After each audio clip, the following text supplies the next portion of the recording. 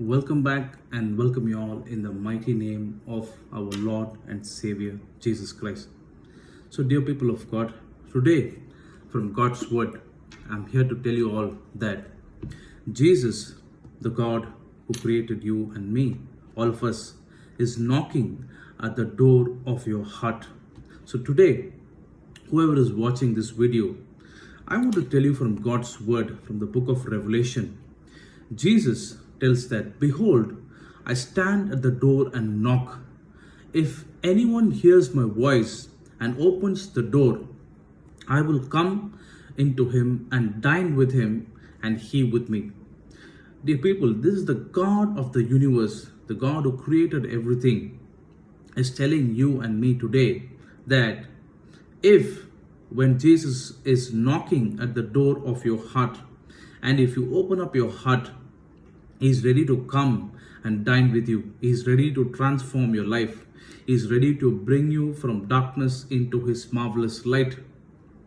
See, God's heart is like this. From the book of Psalms, chapter 14, God's word says, "The Lord looks down from heaven on the entire human race to see if anyone truly is wise and if anyone is seeking God." This is what God's word says. God always looks around the entire world to see if anybody has opened up their heart to look for their creator, to look for the maker, to look for the God who beautifully, wonderfully, and fearfully created man in his own image, meaning man and woman. Now, God always looks at the heart, like I had shared in the previous video. And God at times feels the pain that nobody is actually seeking him.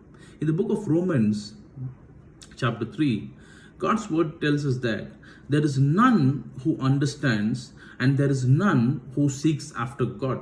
This is a majority. I'm not saying nobody is seeking God, but most of them are busy we are busy in our own life.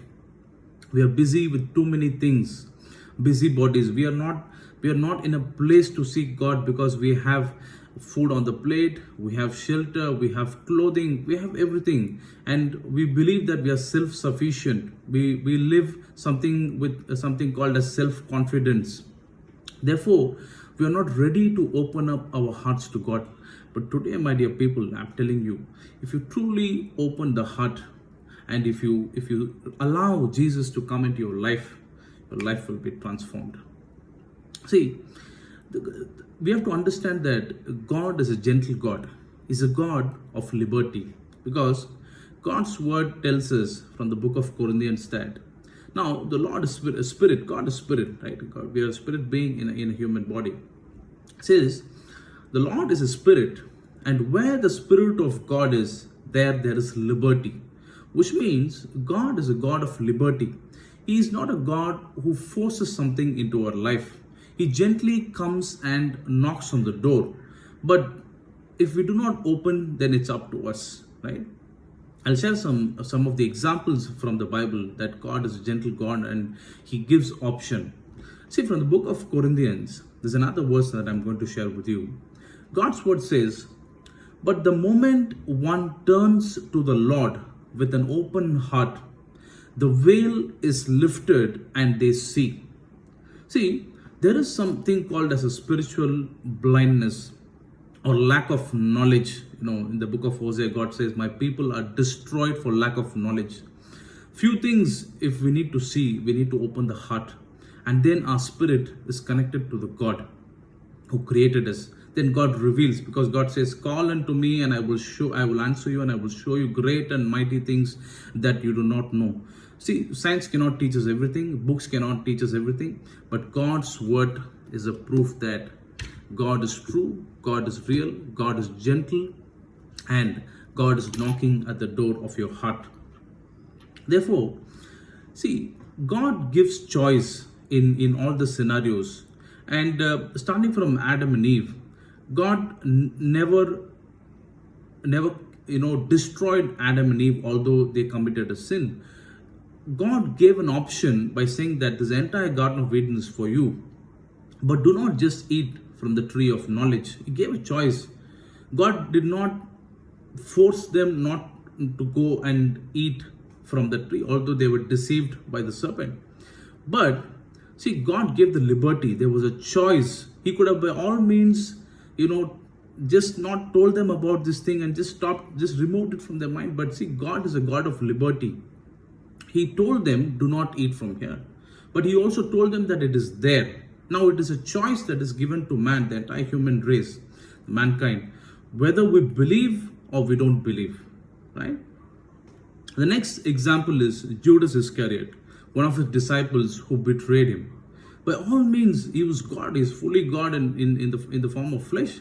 He could have stopped the betrayal, but there was a plan to go on the cross, to be betrayed, and to go through the torment and torture, so that today you and me have a life of liberty. Today, the very example that God is a gentle God and a God of liberty is that today we have the right to do whatever we want. We are not robots. We are not pre-programmed robots, right?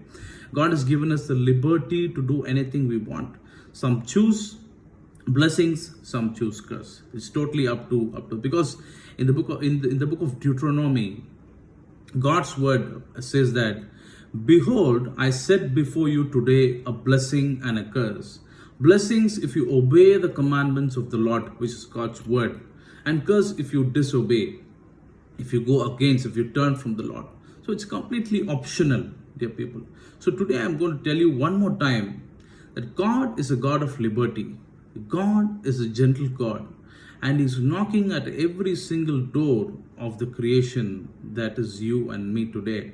And if we open up our hearts, then Jesus is ready to come into your heart, into your life, into your family, into everywhere, and transform your life.